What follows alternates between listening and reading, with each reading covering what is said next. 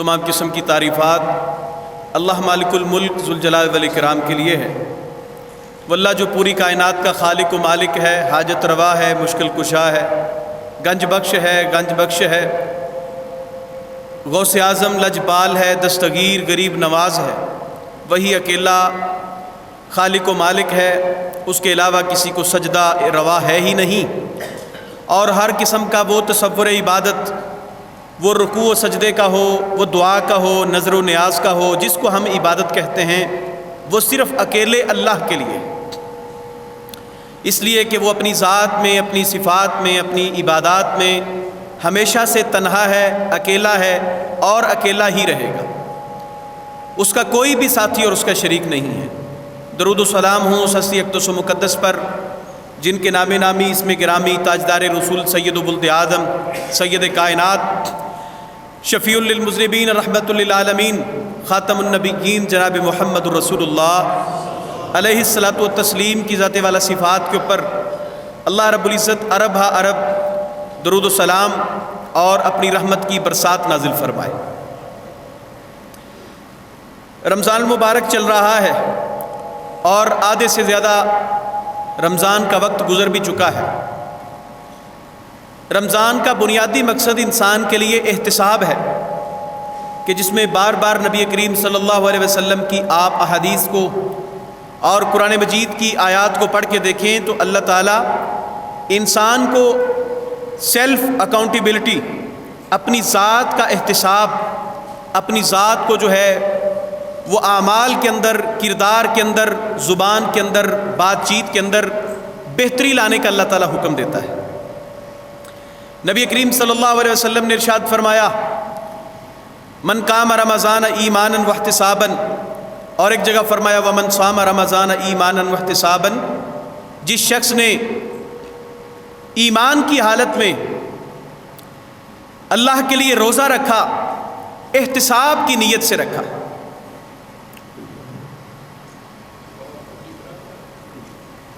एहतिसाब की नीयत से जिस शख्स ने रोज़ा रखा, अपने आप के आमाल की दुरुस्ती के लिए, अपने आमाल की इस्लाह के लिए, अपने तज़किया नफ्स के लिए रोज़ा रखा, तो अल्लाह के हबीब मुहम्मदुर रसूलुल्लाह सल्लल्लाहु अलैहि वसल्लम फरमाते हैं गुफ़िर लहू मा तक़द्दम मिन ज़ंबिही, तो अल्लाह रब्बुल इज़्ज़त इस शख्स के पिछले होने वाले सारे गुनाहों को मुआफ़ कर देगा। आप यहाँ पे ये देखें कि गुनाहों की मुआफ़ी है तो किस चीज़ के साथ मशरूत की है अल्लाह ताला ने? वो शर्त है क्या कि एक ईमान होना चाहिए और दूसरा ईमान के साथ एहतिसाब की नीयत होनी चाहिए। अगर इंसान के अंदर एहतिसाब की नीयत नहीं है तो अल्लाह की कसम उसका रोज़ा रखना बेकार है। एहतिसाब क्या है कि अपने आप को हिसाब के लिए, अल्लाह के यहाँ जवाबदही के लिए तैयार करना, ये बुनियादी मकसद है रमज़ान मुबारक का और इसका रोज़ा रखवाने का। वगरना अल्लाह ताला ने चीज़ें हलाल पैदा की हैं, अल्लाह ताला ने चीज़ें खाने की पैदा की हैं, पीने की पैदा की हैं, और इन सारी नेमतों को मुबाह और हलाल छोड़ा है। इंसान अगर किसी चीज़ से 12-14 घंटे रुका रहे तो ठीक 12-14 घंटे इंसान अगर किसी चीज़ से रुका रहे तो अल्लाह रब्बुल इज़्ज़त को कुछ हासिल नहीं है कि इंसान भूखा और प्यासा रहे। ये बारहा अल्लाह रब्बुल इज़्ज़त इरशाद फरमाते हैं कि हमें तो तुम्हारे दिलों के अंदर से तकवा चाहिए। आप कुरान मजीद की वो आयत सूरतुल बकरा की देखें, अल्लाह रब्बुल इज़्ज़त इरशाद फरमाते हैं या अय्युहल्लज़ीना आमनू कुतिबा अलैकुमुस्सियाम, ऐ वो लोगो जो ईमान लाए हो, तुम पर रोज़े रखना फ़र्ज़ किए गए हैं। और रोज़े की फ़र्ज़ियत के बाद अल्लाह ताला ने साथ में एक इजाफी बात इरशाद फरमाई, वो ये है कमा कुतिबा अलल्लज़ीना मिन क़ब्लिकुम, जैसे तुमसे पहले लोगों पर फ़र्ज़ थे। ये ऐसा फरीज़ा भी नहीं है कि जो इस उम्मत मोहम्मद करीम सल्लल्लाहु अलैहि वसल्लम पे फ़र्ज़ है तो आपसे पहली उम्मतों के ऊपर फ़र्ज़ नहीं था, ऐसी भी बात नहीं। मैं अक्सर ये बात करता हूँ कि दुनिया के अंदर दो तरह के अदियान, दो तरह के मज़ाहिब हैं। कुछ अल्लाह ताला ने आसमान से वही के ज़रिए से नाजिल किए हैं اور کچھ تعلیمات کے مجموعے وہ ہیں جو انسانوں نے اپنی دل کی مرضی اور منشا کے ساتھ بنائے. یعنی جیسے اسلام ہے، اسلام سے قبل عیسائیت تھا، اس سے پہلے یہودیت، موسیٰ علیہ السلام کی کتاب، اور اس سے پہلے اللہ تعالیٰ نے جناب ابراہیم علیہ السلام کے کچھ صحائف اور شریعت جو ہے وہ اس زمین کے لوگوں پر نازل کی. یہ سارے وحی کے سلسلے ہیں. آپ وحی کے سلسلوں کو پڑھ لیں یا آپ ان ادیان اور مذاہب کو پڑھ لیں کہ جن کا تعلق وحی کے ساتھ، اللہ کی بات کے ساتھ نہیں ہے، ہر دو طرح کے مذاہب اور ادیان کے اندر روزے کا تصور موجود ہے اور ان کے لوگ روزے کو رکھتے ہیں.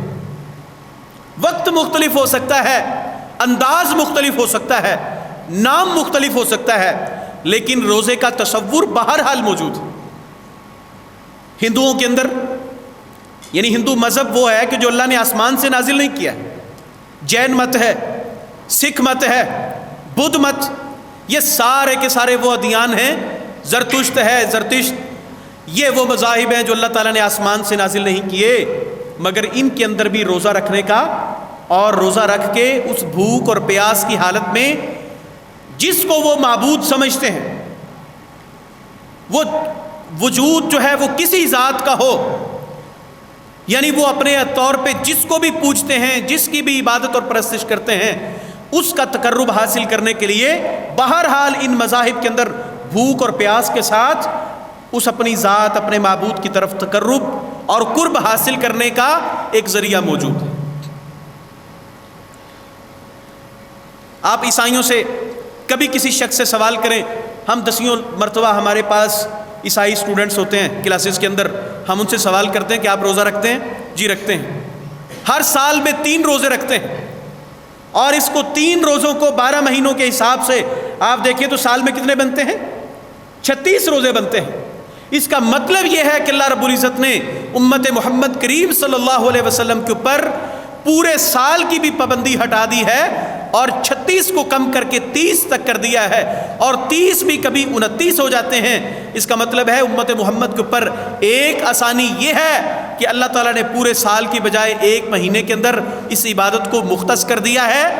اور دوسرا اس کے اندر امت محمد صلی اللہ علیہ وسلم کے لیے فائدہ یہ ہے کہ اللہ رب العزت نے اس کی تعداد بھی کم کر کے 30 تک کر دی ہے.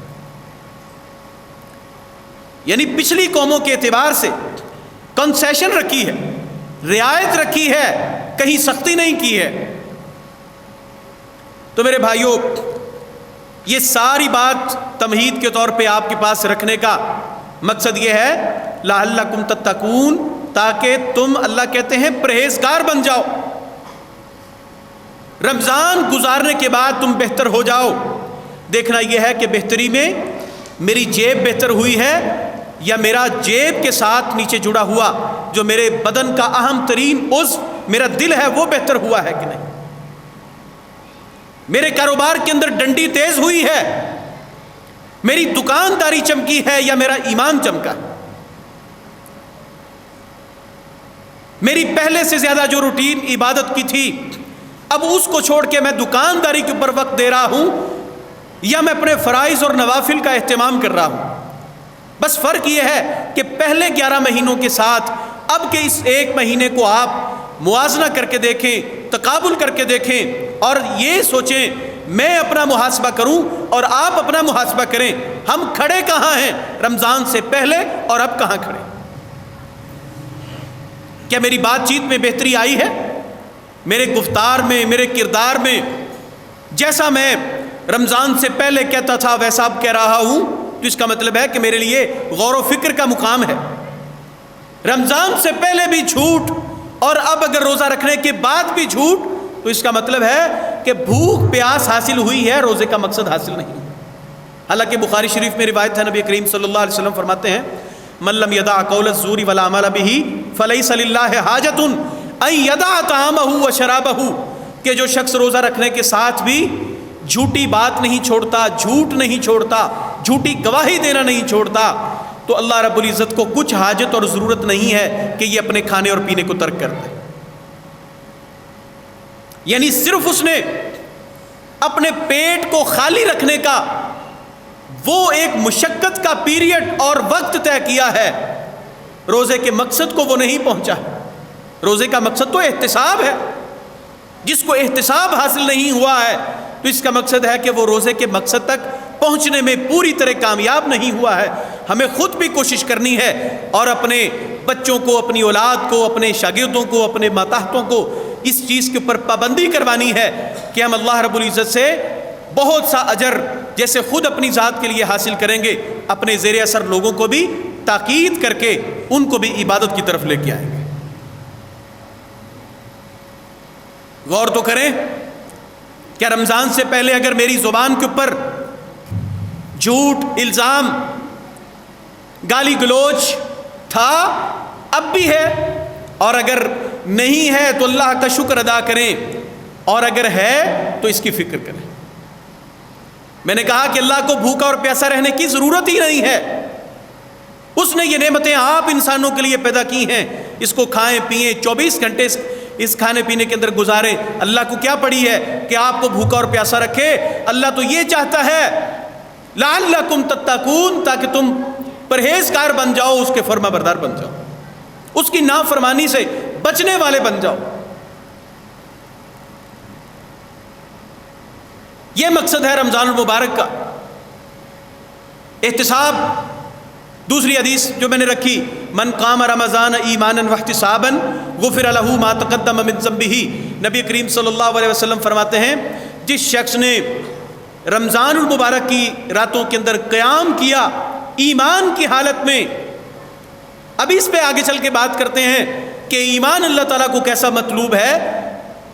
نبی کریم علیہ السلام فرماتے ہیں ایمان کی حالت میں اور احتساب کی غرض سے، اپنے آپ کا محاسبہ کرنے کی غرض سے، جس بندے نے رمضان المبارک کی راتوں میں قیام کیا، یعنی جیسے ہمارے ہاں نماز تراویح ہوتی ہے وہ ادا کی، انفرادی طور پہ ادا کی، جماعت میں ادا کی، تہجد کے وقت میں ادا کی، کسی وقت اٹھا اور اللہ کے لیے عبادت کرتا رہا. نبی کریم علیہ السلام فرماتے ہیں لیکن غرض یہ تھی، نیت یہ تھی کہ یہ ایمان کی حالت میں تھا اور احتساب کی غرض سے یہ کر رہا تھا. غفر له ما تقدم من ذنبه، تو اللہ اس سے پہلے ہونے والے اس کے سارے گناہوں کو معاف فرما دے. سیدنا امیر المؤمنین عمر بن خطاب رضی اللہ تعالیٰ عنہ وارضا کہا کرتے تھے لوگوں سے، حاسبوا انفسکم قبل ان تحاسبوا، لوگوں اپنا محاسبہ خود کرو اس سے پہلے کہ تم سے حساب لیا جائے. اور ہمارے ماضی قریب کے بہت بڑے استاذ، بہت بڑے شیخ پروفیسر حافظ محمد عبداللہ بہاولپوری رحمۃ اللہ علیہ، ان کی ایک بات پڑھ کے میں حیران ہوا. حافظ فرماتے ہیں کہ جو اپنا محاسبہ خود کرتا رہتا ہے، وقت آنے پہ اسے حساب دینا کچھ مشکل نہیں لگتا.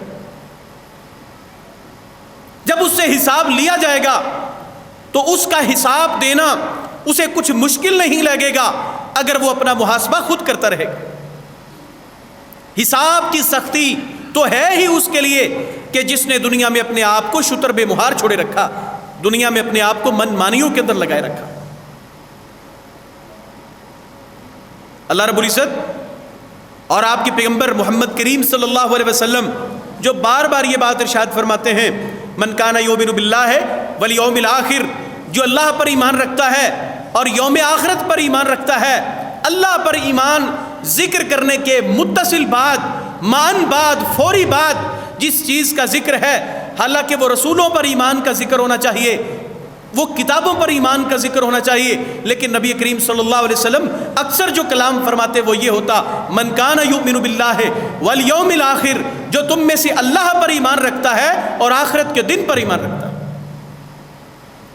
کیا بتانا چاہتے ہیں نبی کریم صلی اللہ علیہ وسلم؟ کہ جو اللہ پر ایمان رکھتا ہے در حقیقت وہ آخرت کی پیشی کے لیے ایمان بھی رکھتا ہے اور اس پیشی کے لیے تیاری بھی کرتا ہے.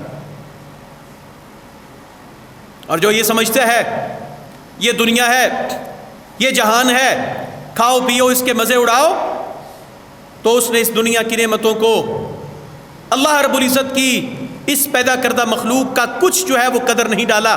قرآن کریم کہتا ہے افحسبتم انما خلقناکم عبثا وانکم الینا لا ترجعون، کیا تم نے یہ گمان کر لیا ہے لوگو، انما خلقناکم عبثا، کہ بے شک ہم نے تمہیں بیکار طور پہ پیدا کیا ہے، تمہارے پیدا کرنے کا مقصد، ان عبادات کا مقصد، اس صیام کا مقصد، اس قیام کا مقصد، اس روزے کا مقصد، ان دیے ہوئے اوقات کا مقصد، ان افضل ترین راتوں کا، ان دنوں کا مقصد کچھ نہیں ہے، بیکار طور پہ یہ سب کچھ ہے۔ اللہ کہتے ہیں نہیں، وَأَنَّكُمْ إِلَيْنَا لَا تُرْجَعُونَ، اور بے شک تم یہ سمجھ لو کہ تم نے یہ خیال کر رکھا ہے کہ تم ہماری طرف لوٹائے نہیں جاؤ گے، تو یہ تمہارا گمان، یہ تمہارا سوچ، یہ تمہاری فکر بہت بے بنیاد اور غلط ہے۔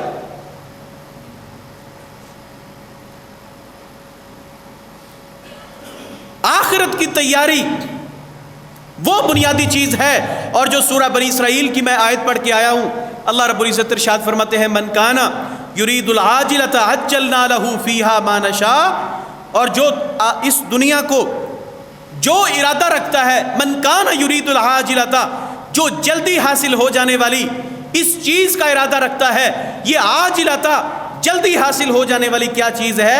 الدنیا وما فیہا، یہ دنیا ہے اور دنیا کی نعمتیں ہیں، دنیا کے اندر جو کچھ آرام و آسائش ہے، دنیا کے اندر جو کچھ نعمتیں ہیں، یہ نعمتیں اس سے مراد ہیں۔ اللہ کہتے ہیں من کان یرید العاجلۃ، جو ارادہ رکھتا ہے اس بات کا، العاجلۃ جلدی حاصل ہو جانے والی دنیا کو جلدی حاصل کرنا چاہتا ہے، اللہ تعالیٰ ارشاد فرماتے ہیں اجلنا لہ، ہم اس کے لیے اس دنیا کو جلدی کر دیتے ہیں۔ لیکن اس جلدی کرنے میں بھی اللہ کا ایک ضابطہ ہے، وہ کیا ہے؟ اللہ تعالیٰ ارشاد فرماتے ہیں ما نشاء لمن نرید، ہم جتنا چاہیں گے اور جس کے لیے چاہیں گے اسے ہی یہ دنیا دیں گے۔ ایسا بھی نہیں ہے کہ جو شخص جو چاہے اسے وہی مل جائے، اللہ کہتے ہیں دنیا ملے گی، مگر ملے گی بھی اتنی جو ہم چاہیں۔ ہر شخص کو تو دنیا بھی نہیں ملتی، لوگ ٹکریں مارتے رہتے ہیں 24 گھنٹے، اپنی عبادت، اپنی فکر، اپنی ریاضت، اپنا اسلام، اپنے دین، اپنی ہر ایک چیز کی قربانی دے کے دنیا کے پیچھے پڑے ہوئے ہیں، لیکن اللہ تعالیٰ کہتے ہیں کہ دنیا تو پھر بھی نہیں ملتی، اتنی ہی ملتی ہے جتنی ہم چاہتے ہیں، اور اس کو ملتی ہے جس کے لیے ہم چاہتے ہیں۔ لیکن ایک طرف وہ شخص ہے، مستدرک امام حاکم میں سیدنا عبداللہ بن مسعود رضی اللہ تعالیٰ عنہ سے روایت،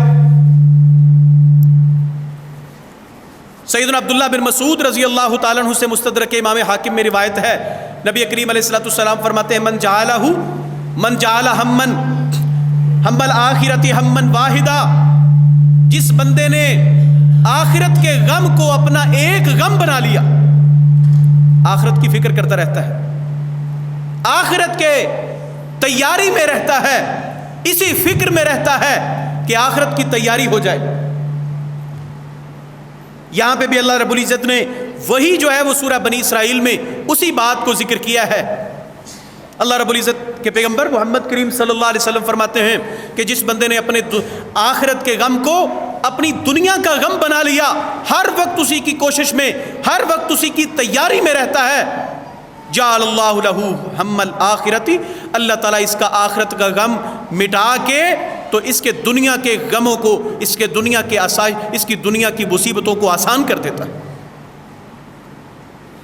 لیکن وہ شخص کہ جو صرف اسی کو فوکس رکھا، جس نے اسی کے اوپر اپنی تمام تر توانائیاں، تمام تر اپنی کاوشیں اسی پہ صرف کرتا رہا کہ یہ دنیا بن جائے، تو اللہ کی قسم یہ دنیا کس کی بنی ہے میرے بھائیوں؟ آج سے ہی پہلے دیکھیں کتنے ہی وہ لوگ تھے کہ جو دولت مند تھے، کتنے ہی وہ لوگ تھے جو اس بات کا دعویٰ کرنے والے تھے انا ربکم الاعلی، میں تمہارا سب سے بڑا رب ہوں۔ کیا آپ سمجھتے ہیں کہ دنیا ان کی بنی ہے؟ کیا دنیا ان کی بنی ہے جو بڑے بڑے پیغمبروں کے خاندانوں میں سے تھے اور ان کا دعویٰ یہ تھا، اور لوگ کہا کرتے تھے یا لیت لنا مثل ما اوتی قارون، ہائے کاش کہ ہمیں بھی اتنی دولت ملے جتنی کہ قارون کو ملی ہے۔ اللہ رب العزت نے اس کے تمام تر خزانے لپیٹ کے اس کے سر کے اوپر رکھ کے اس زمین میں دھنسا دیا۔ دنیا تو اس کی بھی نہیں ہوئی جس کے خزانوں کی چابیاں بڑے بڑے اونٹوں کی جماعت اٹھا کے چلتی تھی۔ ہم کہاں پھر رہے؟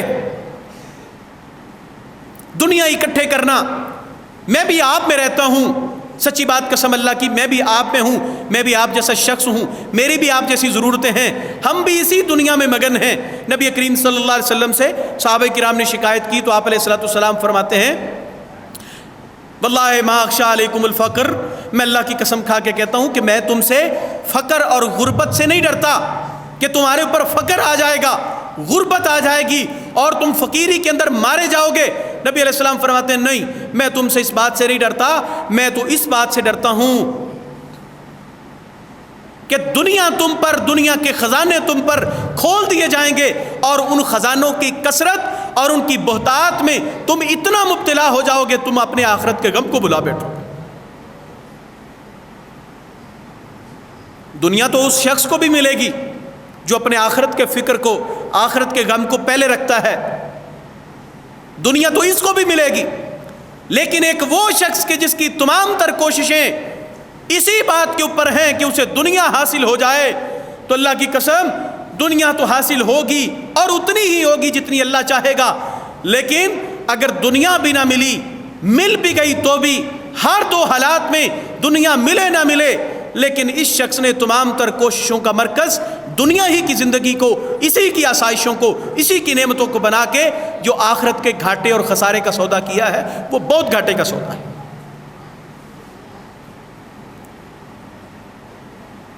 اگر ہاتھ سے آخرت کو چھوڑ کے دنیا حاصل کر لی تو کیا حاصل کیا،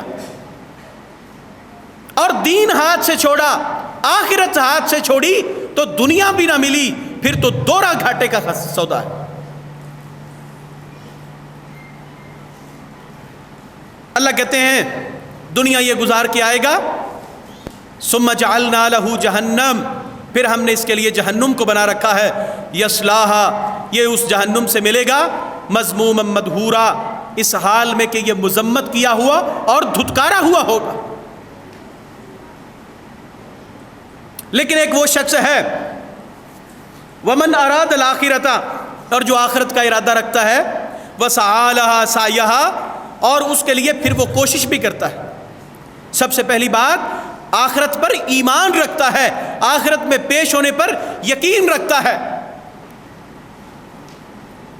آج لوگوں کو ذہنی گمراہی اور ذہنی جو ہے وہ الہاد نے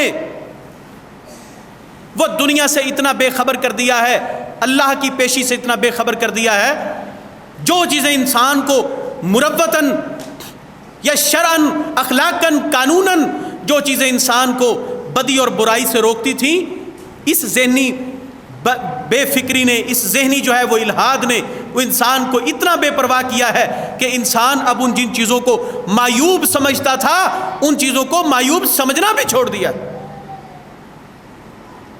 یہ سب سے بڑی فکر کی بات ہے کہ غیرت تو گئی جو گئی، لیکن اس غیرت کے جانے کے اوپر جو فکر تھی وہ فکر بھی جاتی رہی۔ دین تو گیا جو گیا، اور اس جانے کے اوپر جو پچھتاوا تھا وہ پچھتاوا بھی جاتا رہا۔ وائے ناکامی متائے کارواں جاتا رہا، اور کارواں کے دل سے احساس زیاں جاتا رہا۔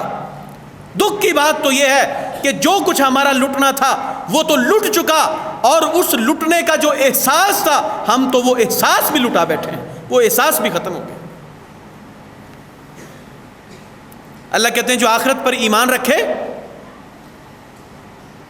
وسعى لها سعيها، اور اس کے لیے ویسی کوشش کرے جیسی کوشش کرنا اس کے لیے بنتا ہے،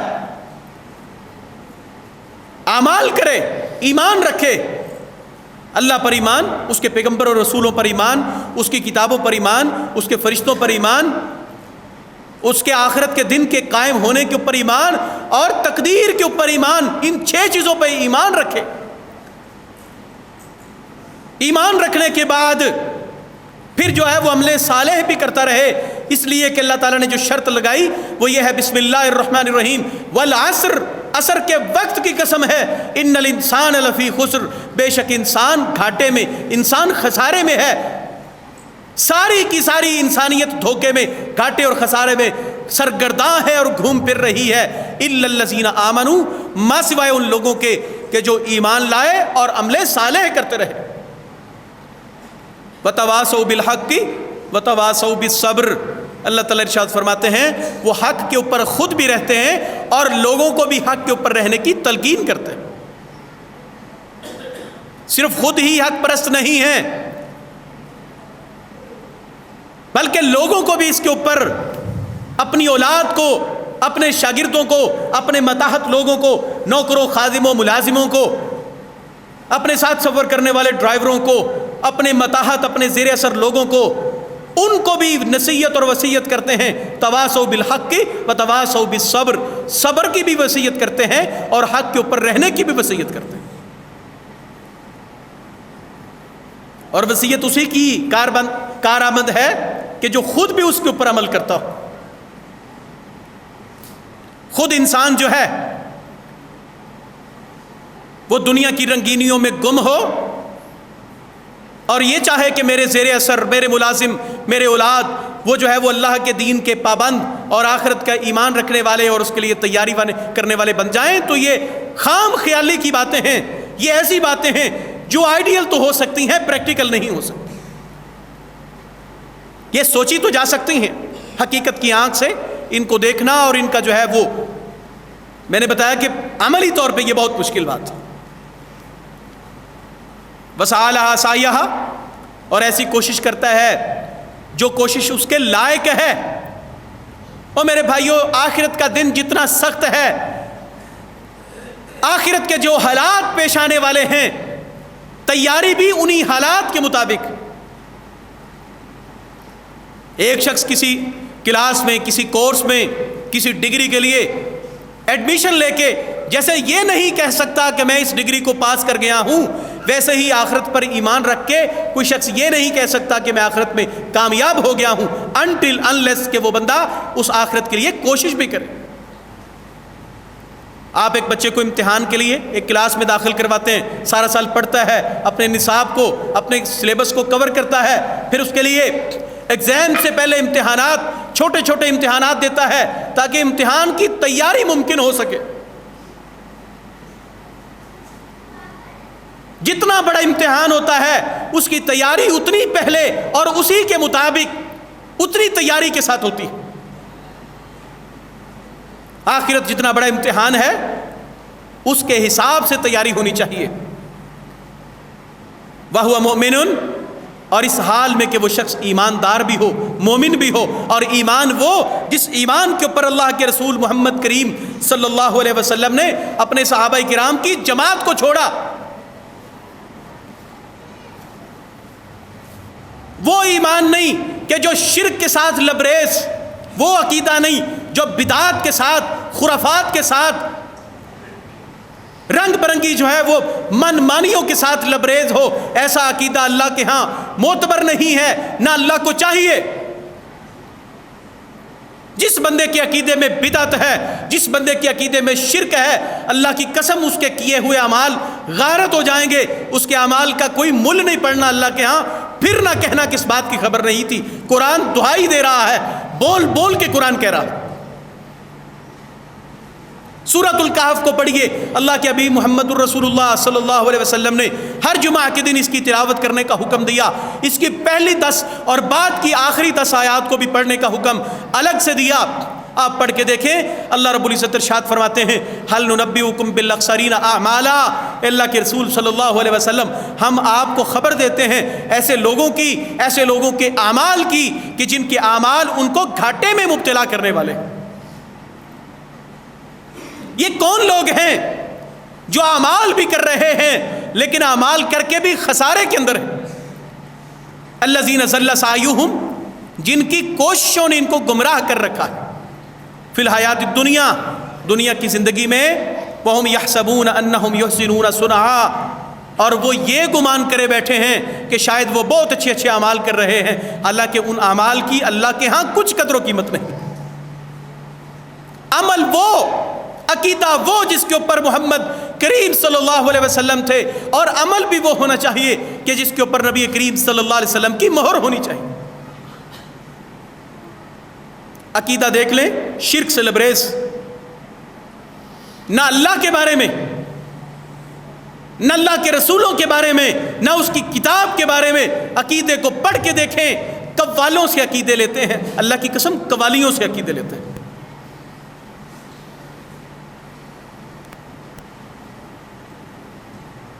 آپ میں ان مثالوں کو اگر آپ کے رکشوں ٹرکوں کے پیچھے لکھی ہوئی آپ کی وہ پوسٹر چھپے ہوئے مکانوں دکانوں کے اندر لگے ہوئے ان کے محاورے اور مثالیں آپ کو پڑھ کے بتاؤں، آپ حیران رہ جائیں کہ یہ جو اللہ کی ذات پر ایمان رکھتے ہیں وہ ایمان کہاں ہے۔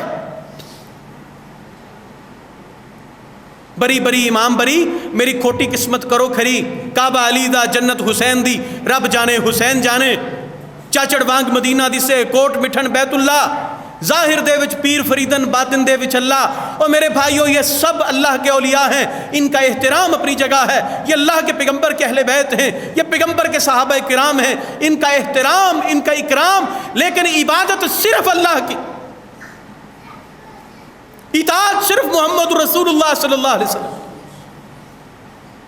عمر ابن خطاب رضی اللہ تعالیٰ عنہ توریت کے کچھ صفحات پکڑ کے پڑھ رہے ہیں، نبی صلی اللہ علیہ وسلم فرماتے ہیں لو کانا موسیٰ حیًّا، اے عمر اگر اللہ کے پیغمبر موسیٰ علیہ السلام بھی اس وقت موجود اور زندہ ہوتے تو محمد صلی اللہ علیہ وسلم کی پیروی کیے بغیر ان کے لیے بھی کوئی چارہ نہ ہوتا۔ ہمارا ہر دوسرا عقیدہ وہ کہاں سے ملتا ہے؟ وہ قوالی کی کیسٹوں سے، قوالی کی سیڑھیوں سے ملتا ہے، اور عمل کی تو پھر بات ہی نہ کریں۔ ایک تو یہ ہے کہ اس بندے کا عمل کہ جس عمل کے اندر خرابی ہے، اور خرابی اسی کے عمل میں ہوگی جو عمل کرے گا۔ نماز کے اندر اسی سے غلطی سرزد ہوگی جو نماز پڑھے گا، روزے کے اندر وہی غلطی کرے گا جو روزہ رکھے گا، جس نے رکھنا ہی کوئی نہیں، جس نے سال ہر سال مسجد میں آنا ہی کوئی نہیں، کیا غلطی ہوگی اس سے؟ عید کے عید، بقرعید کے بقرعید، نہ جانے کب تک کا مسلمان ہے کہ جو مسجد کو یا جو اللہ کے سامنے جھکنے کو نہ جانے کیسی توہین سمجھتا ہے اپنے لیے۔ اللہ رب العزت ارشاد فرماتے ہیں وَهُوَ مُؤْمِنٌ، اور یہ مومن بھی ہو، اور اس ایمان کے بڑھوتری کے لیے، اس ایمان کے اضافے کے لیے اللہ رب العزت نے یہ مہینہ جو ہے وہ ہمیں دیا ہے۔ تو میں نے یہ ذکر کیا شروع میں، یہ احتساب کے لیے ہے۔ جو اپنا احتساب ہی نہیں کر سکا اسے کیا حاصل ہوا روزہ رکھنے سے اور روزہ رکھ کے؟ حلال چھوڑ دیا، کھانے حلال تھے کھانے چھوڑ دیے، پینے حلال تھے رنگا رنگ کے مشروب وہ حلال اور پاک صاف چیزیں چھوڑ دیں۔ نہیں چھوڑا جو جھوٹ روزے سے پہلے حرام تھا وہ روزہ رکھ کے بھی بول رہا ہے،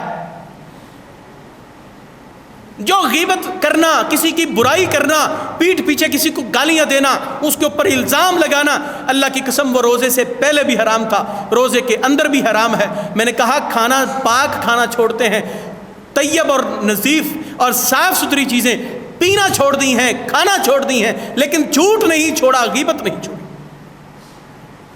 جھوٹی گواہی دینا، گالی گلوچ کرنا نہیں چھوڑا۔ کیا حاصل ہوا ہے ہماری عبادتوں کا اور ہماری جو ہے تمام تر مشقتوں کا اور 14 گھنٹے بھوکا رہنے کا؟ انالیسس تو کریں نا ہم اپنے آپ کا، ہم کھڑے کہاں ہیں اور کیا کر رہے؟ میں اپنا جائزہ لوں، آپ اپنا جائزہ لیں۔ اگر تو کوئی تبدیلی آئی ہے تو ہمیں اللہ کا شکر ادا کرنا چاہیے، اور اگر ہمارے عمل پر، ہمارے کردار، ہماری طبیعت، ہمارے مزاج، ہماری زبان، ہمارے وعدہ وعید، ہماری ڈیل ڈول، ہمارے لین دین، قرض مرض کے اندر، جملہ معاملات کے اندر کوئی تبدیلی ان 16-17 دنوں میں آئی ہے کہ نہیں آئی ہے، ہمیں اس چیز کے اوپر غور کرنا ہے۔ آ گئی تو اللہ کا شکر کریں، اور نہیں آئی جو دن باقی ہیں ان کے اندر فکر کریں۔ رمضان کتنے ہی آئے، پہلے یہ لوگ ہوتے تھے کسی سے پوچھنا آپ نے کتنے قرآن پڑھے، میں نے 5 قرآن پڑھے۔ اب تو وہ رواج بھی ختم ہو گیا، اب تو وہ رواج بھی ختم ہو گیا ہے۔ 30 دن کے 30 دنوں میں ایک قرآن شریف بھی مکمل نہیں ہوتا، نہ ہم کھڑے ہو کے سن سکتے ہیں، نہ ہم اپنا خود پڑھ سکتے ہیں۔ اور میرے بھائیوں، یہ تو ہم ان لوگوں سے کہیں کہ جو 5 قرآن رمضان میں پڑھتے تھے، کہ تم 5 نہ پڑھو، تم 5 سپارے پڑھ لو، لیکن قرآن کی تفسیر اور ترجمے کے ساتھ پڑھ لو، تمہیں پتہ چل جائے قرآن کیا کہہ رہا ہے، حکم کس چیز کا دے رہا ہے، منع کس چیز سے کر رہا ہے۔ یہ تو ہم اس سے کہیں جو پڑھتا ہے، اور جو رمضان کے اندر بھی نہیں پڑھ رہا اسے کیا کہیں۔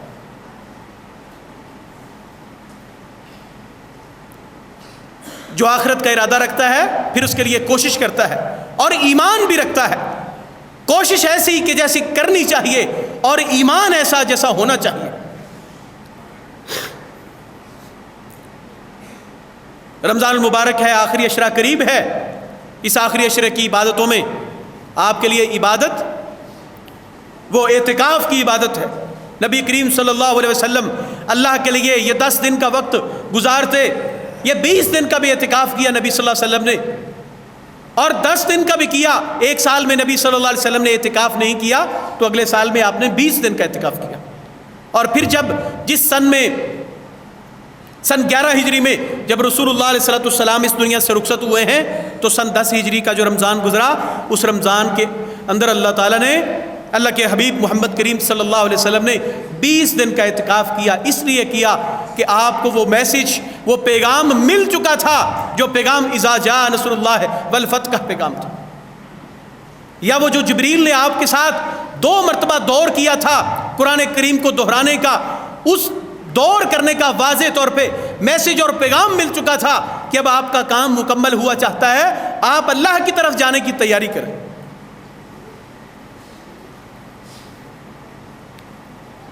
تو بھائیو، اعتکاف کی عبادت، اپنا کچھ وقت گزاریں اللہ کے لیے، اس وقت کو نکالیں۔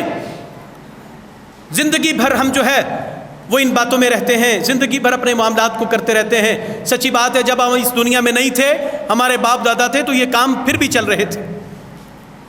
آپ میری بات کو سنیں، دنیا بھر میں جب ہم اس دنیا میں نہیں تھے پھر بھی اس دنیا کے معاملات چل رہے تھے، ہم نہیں ہوں گے تو پھر بھی چلتے رہیں گے۔ اور اگر ہم اس دنیا سے 10 دن کا وقت مسجد میں گزار کے اپنے اللہ کو راضی کر لیں گے تو یقیناً اللہ کی مخلوق جو ہے، یہ انسان آپ سے راضی نہیں ہونے والے۔ اگر اللہ راضی ہو گیا تو سب راضی ہو گیا۔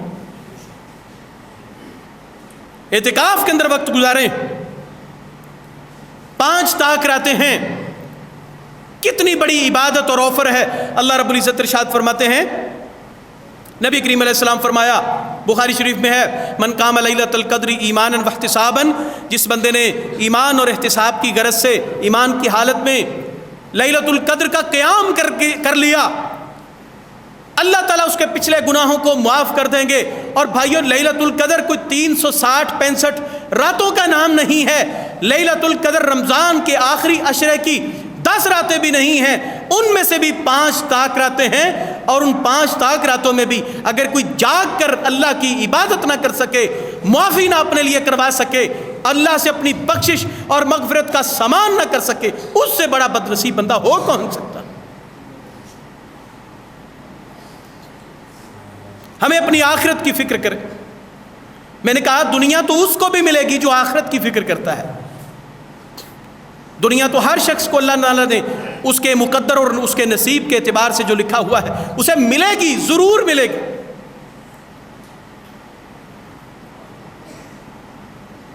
نبی کریم صلی اللہ علیہ وسلم، جامع ترمذی میں روایت ہے، انسان کہ ابھی روح پھونکنے کا جب وقت ہوا چاہتا ہے، انسان 4 مہینوں کا حمل کی صورت میں اپنی ماں کے پیٹ میں ہوتا ہے، اللہ فرشتوں سے حکم دیتے ہیں اس کے لیے 4 چیزوں کو درج کر دیں، اجلہا و موتہا، اس کی موت درج کر دو، اس کی زندگی درج کر دو، اس کا رزق درج کر دو، اس کا مقدر درج کر دو۔ یہ بد نصیب ہو، نیک نصیب ہوگا، کیسا ہوگا؟ اس کا نصیب لکھ لیا گیا، اس کی زندگی لکھ لی گئی، اس کا جو ہے وہ عمل اور رزق لکھ لیا گیا۔ یہ ساری چیزیں تو ہماری روح پھونکے جانے کے وقت سے پہلے کی لکھی گئی ہیں۔ ہم کن جو ہے وہ اپنے لیے مصیبتوں کو کھڑا کر کے اس کے اندر مبتلا ہوئے پھرتے ہیں، یہ تو ہماری پیدائش سے پہلے اللہ تعالیٰ نے لکھوایا ہوا۔ کوشش اس کے لیے کرنا، کوشش کرنی ہی چاہیے اور کرنا ہی پڑے گی، لیکن ان تمام تر کوششوں کا مرکز صرف دنیا کی زندگی کو مارے مارے پھرنا اور ناشکری کے کلمات زبان پہ لیے پھرنا، یہ افسوس اور فکر کا مقام۔ صدقہ فطر کی ادائیگی ہے۔ عبداللہ ابن عمر رضی اللہ تعالیٰ عنہ کہتے ہیں فرض رسول اللہ صلی اللہ علیہ وسلم زکوٰۃ الفطری، اللہ کے حبیب صلی اللہ علیہ وسلم نے زکوٰۃ فطر کو فرض کیا، علی کل حر او عبد علی المسلم من ذکر او انثی، اللہ تعالیٰ نے ہر مسلمان مرد کے اوپر، عورت کے اوپر، آزاد کے اوپر، غلام کے اوپر، جو شخص کلمہ اسلام پڑھتا ہے ہر اس بندے کے اوپر زکوٰۃ فطر کو، صدقہ فطر کو فرض کیا۔ یہ آخری عشرے کی عبادات میں سے اور ادائیگیوں میں سے کچھ عبادات نفلی اور جسمانی ہیں اور کچھ ادائیگیاں کرنے کے قیمت کے اعتبار سے ہیں، اور ان کی ادائیگی میں صدقہ فطر ہے۔ نبی علیہ الصلوۃ والسلام فرماتے ہیں، عبداللہ ابن عمر کہتے ہیں کہ نبی صلی اللہ علیہ وسلم نے یہ ہر مسلمان کے اوپر، مرد عورت آزاد غلام کے اوپر فرض کیا۔ کتنا فرض کیا؟ 1 سا، یہ 2.25 سیر، 2.5 سیر کے قریب، یا آپ کہیں کہ 2.25 کلو کے قریب بنتا ہے۔ عربی پیمانہ ہے یہ 2.36 بنتا ہے۔ 2.25 سیر من تمرن او من عاقتن او من زبیبن، گندم کے اندر سے، کھجور کے اندر سے، منقے کے اندر سے، جو کے اندر سے، یا پھر پنیر کے اندر سے، وہ چیزیں جو ہم عام طور پہ علاقوں کے اندر کھاتے پیتے ہیں۔ رمضان المبارک میں آپ کیا کھاتے ہیں؟ جو چیز زیادہ استعمال کرتے ہیں آپ اس سے صدقہ فطر کی ادائیگی کریں۔ ہمارے ہاں سارا سال، سارا مہینہ 10 کلو کھجوروں کے پیکٹ انڈیلنے والا شخص پوچھ رہا ہوتا ہے، مولوی صاحب اس میں کوئی رعایت نہیں ہو سکتی؟ ہمیں اللہ کا شکر ادا کرنا چاہیے کہ اللہ نے ہمیں دینے لائق کیا ہے، اور یہ روزے کی وہ خاص عبادت ہے کہ جو روزے کے اندر انسان کو، روزے کی حالت میں انسان سے کوئی چھوٹی موٹی بات، کوئی غلطی سرزد ہو جاتی ہے، اس عبادت کے ذریعے، اس نفلی اور اس جو ہے وہ مالی عبادت کے ذریعے اللہ اس غلطیوں کو فلفل کرنا چاہتا ہے، ان کو مٹانا چاہتا ہے۔ تو لہٰذا اس کے اندر رعایت کے معاملے ڈھونڈنے کی بجائے اس کو پوری طرح ادا کرنا چاہیے۔ ہم عام طور پہ رمضان المبارک میں روٹی تو بہت کم کھاتے ہیں، پکوڑے سموسے ایسے تھوک کے حساب سے، ٹرکوں کے حساب سے ہمارے ہاں بکتے ہیں، کھجوریں بکتی ہیں، فروٹس بکتے ہیں۔ تو میرے بھائیوں، گندم سے ذرا آگے بھی چلیں، بجائے پیچھے ہٹنے کے۔ فاستبقوا الخیرات، خیرات کرنے کے مسئلے میں، نیکی کرنے کے مسئلے میں آگے کی طرف بڑھیے اور اس کو ادا کریں۔ یہ کس کے لیے؟ نبی صلی اللہ علیہ وسلم فرماتے ہیں مسکین اور جو محتاج ہیں، ان محتاجوں کے عید کے کھانے کے لیے، ان کا کھانا پینا اور ان کے عید کے اہتمام کے لیے۔ یہ گھر کے جتنے فرد ہیں ان تمام افراد کے اوپر، اور وہ روزہ رکھ رہے ہیں، نہیں رکھ رہے ہیں۔ اسی طرح قیام اللیل ہے، تاک راتوں کے اندر جاگ کر اللہ کی عبادت کریں۔ نہ جانے کون سی ایسی گھڑی ہو جس گھڑی کے اندر ہماری التجاؤں میں سے کوئی ایسی التجا ہو، دعاؤں میں سے کوئی ایسی دعا ہو، عبادات میں سے کوئی ایسا عبادت کا وقت ہو کہ اللہ کو وہ منظور ہو جائے اور ہماری زندگی کی 80 سال سے زائد کی عبادت لکھ لی جائے، تو انشاءاللہ ہماری دنیا بھی بن جائے گی اور آخرت بھی صحیح ہو جائے گی۔ ہم نے انشاءاللہ تہیہ کرنا ہے کہ میں اپنا اور آپ اپنا ہم محاسبہ کریں گے، اور ہم انشاءاللہ یہ جو چند دن باقی ہیں، ان چند دنوں کے اندر ان کو گزارنے کے ساتھ ساتھ، روزے رکھنے کے ساتھ، قیام کے ساتھ، ہم اپنے اعمال کے اندر بدلاؤ، اپنی زبان کے اندر تبدیلی، اپنے جو ہے وہ اخلاق کے اندر تبدیلی لے کے آئیں گے انشاءاللہ۔ پھر تو مقصد پورا ہوا، اور اگر یہ مقصد نہیں ہے، وقت ختم ہو گیا آپ کا۔ اللہ رب العزت ہم سب کو توفیق عطا فرمائے، ہم اللہ کی اور اللہ کے حبیب محمد کریم صلی اللہ علیہ وسلم کی تعلیمات پر عمل پیرا ہو سکیں، ہم رمضان کے اس وقت سے کما حقہ فائدہ اٹھا سکیں۔ یہ باہر جو ہے وہ اشتہار لگا ہوا جامعہ کا، جو آخری طاق راتیں ہیں، 5 راتیں ہوئیں گی، ان کے اندر ایک عبادت کا ماحول دینے کے لیے۔ بعض لوگ یہ کہتے ہیں کہ انفرادی طور پہ عبادت کرنی چاہیے، بالکل کرنی چاہیے، لیکن جو یہاں سے اٹھ کے گھر جاتا ہے وہ جا کے یا تو ٹیلی ویژن لگاتا ہے یا پھر سو جاتا ہے۔ تو مسجد میں چونکہ ماحول بنا ہوا ہوتا ہے، آپ ان مسجدوں کو آباد کریں تاکہ آپ کے دل آباد ہو جائیں۔ اللہ تعالیٰ ہم سب کو توفیق عطا فرمائے۔ سبحان ربک رب العزۃ عما یصفون وسلام علی المرسلین والحمد للہ رب العالمین۔